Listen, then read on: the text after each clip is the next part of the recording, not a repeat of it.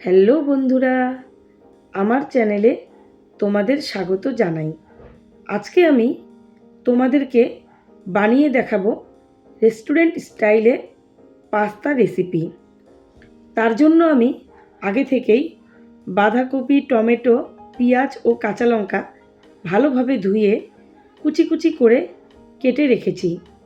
এখন আমি একটি গামলায় কিছুটা পরিমাণ জল গরম বসিয়ে দিয়েছি। এখানে আমি পরিমাণ মতো পাস্তা ঢেলে দিলাম সেদ্ধ হওয়ার জন্য।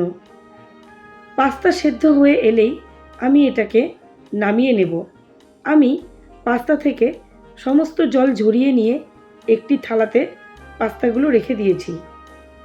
এখন আমি একটি কড়াইতে কিছুটা পরিমাণ তেল গরম বসিয়ে দিয়েছি এবং তেল গরম হয়ে এলেই এখানে আমি আগে থেকেই কেটে রাখা বাঁধাকপি, পেঁয়াজ, টমেটো ও কাঁচা লঙ্কা কুচি এবং কিছুটা পরিমাণ লবণ দিয়ে সবগুলি আমি খুব সুন্দরভাবে ভেজে নেব।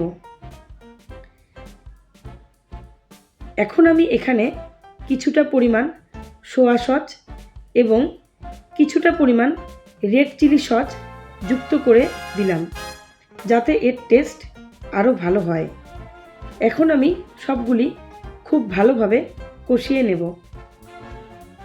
কষানো হয়ে এলেই এখানে আমি আগে থেকে সেদ্ধ করে রাখা পাস্তাগুলো ঢেলে দিলাম এবং আমি সবগুলি খুব সুন্দরভাবে মিশিয়ে নিলাম।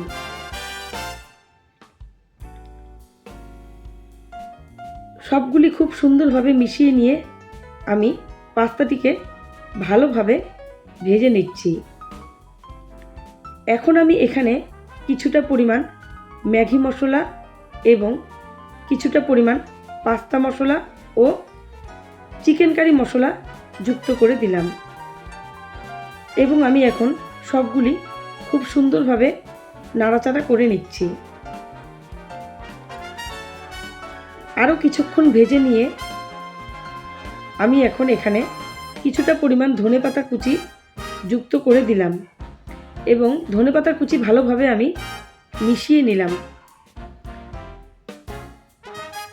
তৈরি হয়ে গিয়েছে পাস্তা রেসিপি। এখন আমি একটি প্লেটে পাস্তা টমেটো সসের সঙ্গে পরিবেশন করে দিলাম।